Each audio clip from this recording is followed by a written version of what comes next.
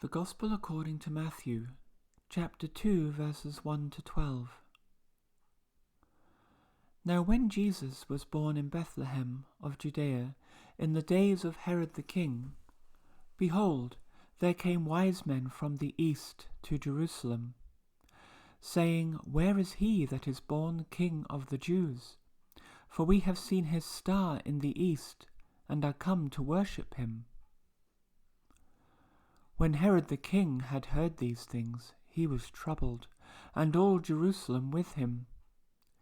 And when he had gathered all the chief priests and scribes of the people together, he demanded of them where Christ should be born.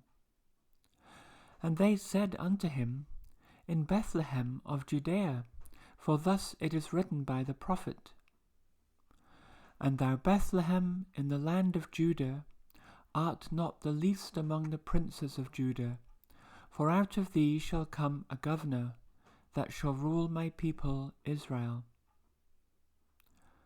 Then Herod, when he had privily called the wise men, inquired of them diligently what time the star appeared.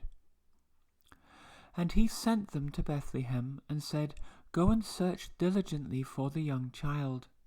And when ye have found him, bring me word again, that I may come and worship him also. When they had heard the king, they departed.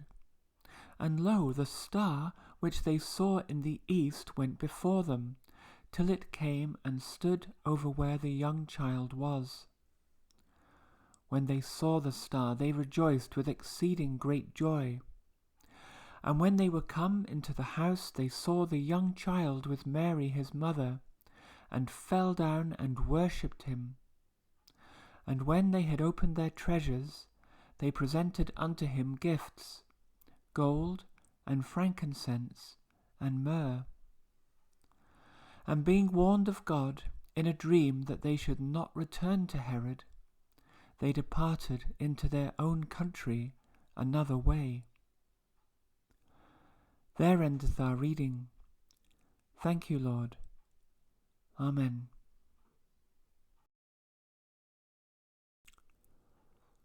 In yesterday's reading, which concluded chapter 1 of Matthew, we learned that Joseph took Mary for his wife under his roof, and she gave birth to an infant, which Joseph and Mary named Jesus.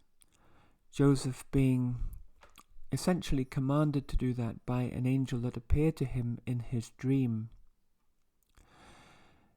Interestingly, it was described as the firstborn of Mary, which does imply that she had future children, although this is in contradiction to some denominations which insist that she remained a virgin throughout her life.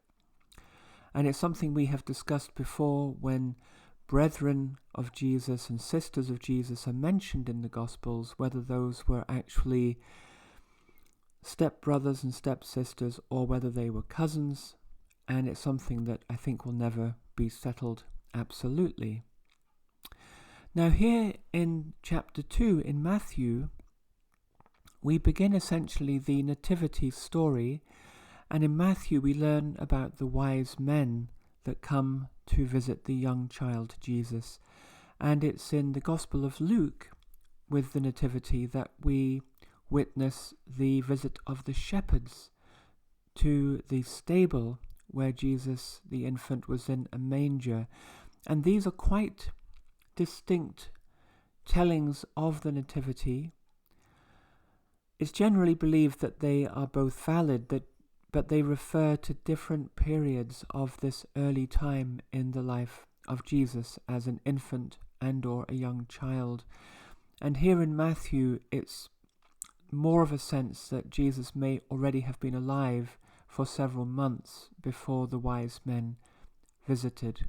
And we'll come to the reasons for that through the readings of chapter 2 in Matthew.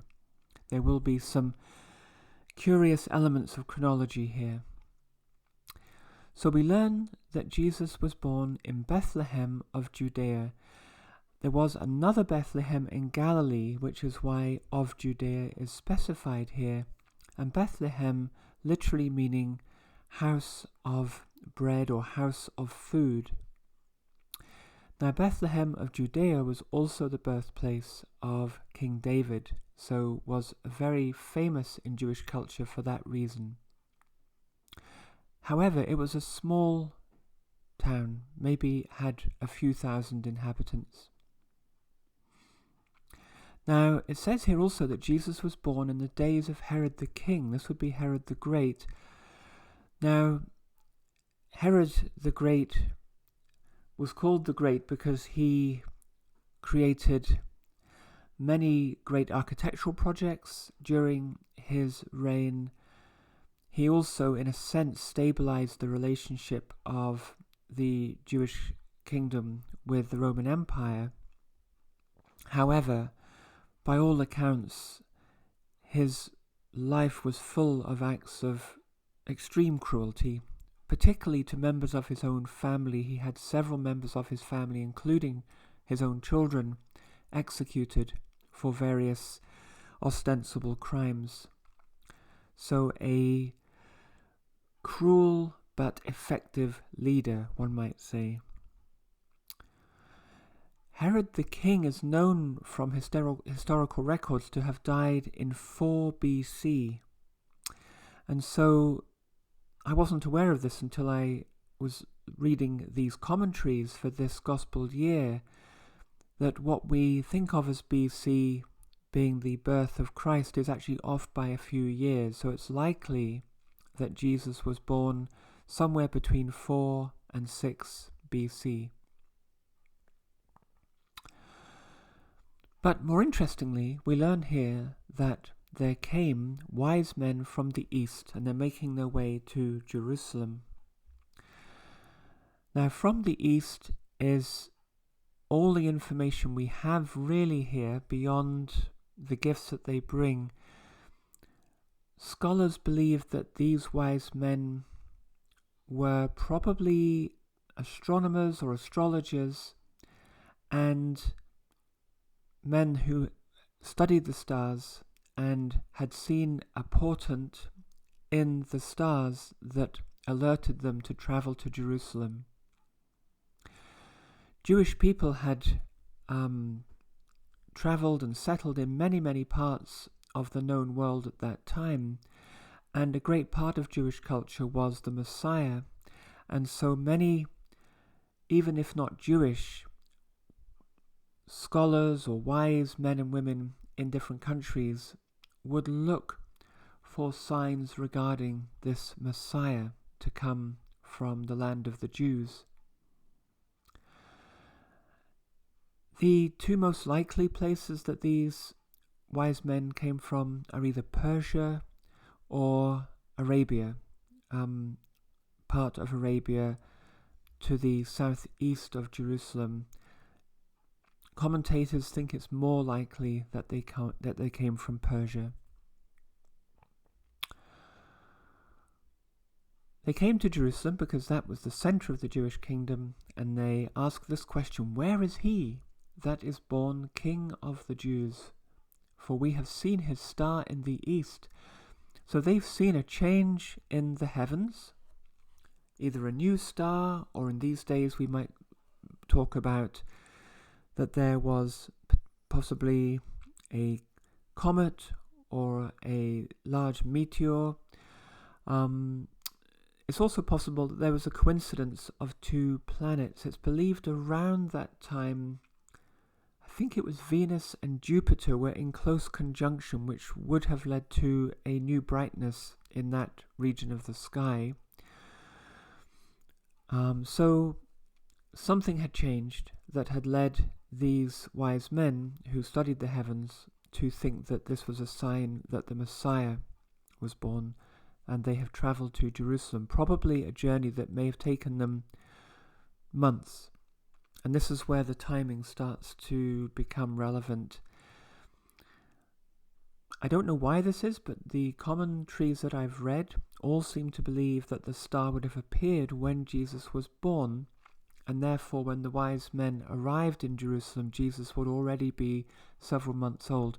I'm not sure why that has to be the case. If the star appeared or if the change in the heavenly night sky occurred months before Jesus was born, then these wise men could be coming to Jerusalem very shortly after Jesus was born in Bethlehem, Bethlehem being relatively nearby to Jerusalem. So the chronology here is a little bit difficult once one starts to look into it. It's not really that fundamental though, because what's more important here are the human elements, and here is one human element. Herod the king was troubled, and all Jerusalem with him. Well, Herod the king was troubled because he was a king who was power crazed, and as I mentioned, had a number of his own family executed for perceived threats to his power. So the last thing that such a depraved king would want to hear about is a Messiah who would sweep away his kingdom. And Jerusalem presumably troubled too, because if the king is not happy, then nobody is happy, because they would expect cruel acts to follow. Cruel and sometimes quite random acts to follow.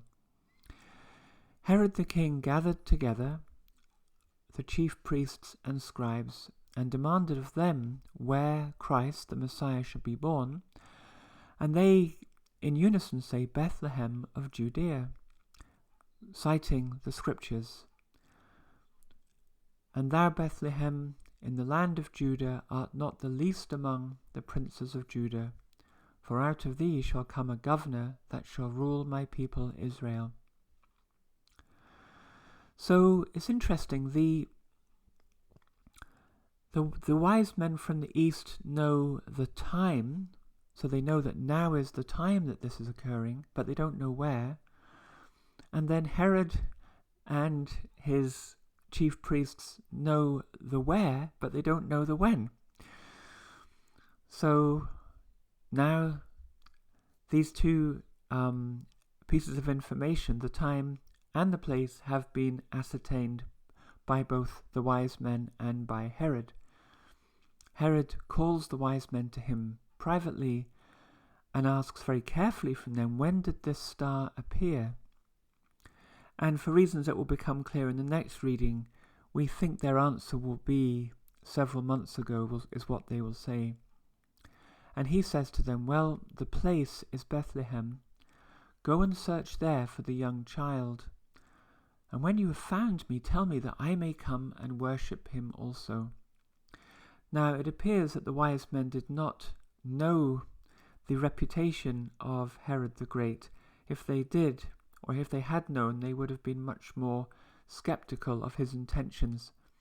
However, they gladly had this information from the king and left Jerusalem, and then the star that they had seen in the east reappeared and went before them and led them to Bethlehem over the place where the young child was.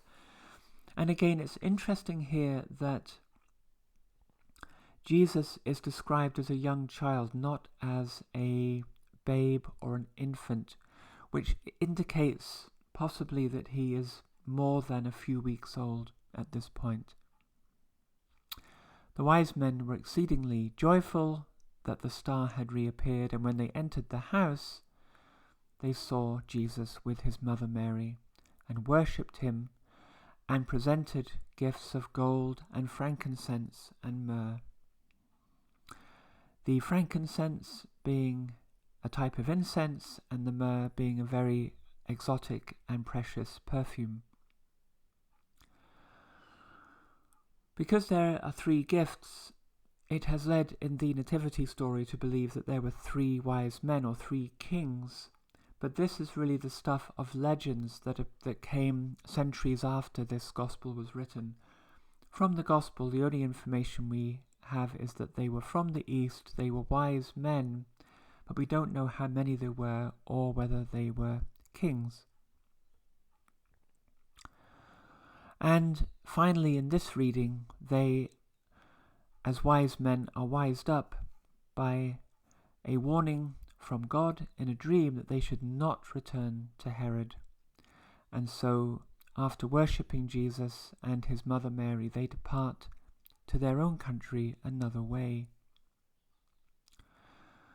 So this is the part of Matthew's early gospel that describes to us the nativity, and for those of us who have grown up in the Western world, where the nativity is such a great part of the pre-celebration of Christmas, we have very clear images in our mind of three kings and shepherds meeting together in a stable, visiting this infant baby that's lying in a manger in swaddling. But we see that the reality from the Gospels is more complicated, that these two sets of visitors were possibly separated by quite some time, maybe months. Furthermore, that in Bethlehem, as we learned earlier in this reading, if I just go up here, we see that they come into a house. So at this point, Mary, Joseph, and the young child Jesus are living in a house. They're not living in a stable.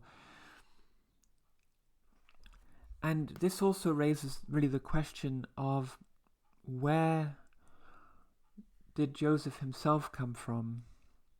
Because in Luke we will learn that Joseph is from Nazareth, whereas as we go through this chapter of Matthew, it will appear that Nazareth is really a place that the family moves to evade the evil forces at work that want to take the child's life, and that Joseph originally is from Bethlehem. So these are difficult things to reconstruct 2,000 years later, and there could be very mundane reasons for these slightly different narratives. But the key thing that we learn from this reading from Matthew is the extraordinary prescience and wisdom of these astronomers or astrologers from the East in seeking this sign and making this arduous journey with great faith that the Messiah has arrived. So in a way, these are the first Gentile worshippers of Christ. And we also learn of the beginning of the great antipathy and the great hatred of the Messiah from the powerful within the Jewish culture and the Jewish hierarchy of that time in Judea and in Israel. And we will have a very sour taste of that hatred in the next reading.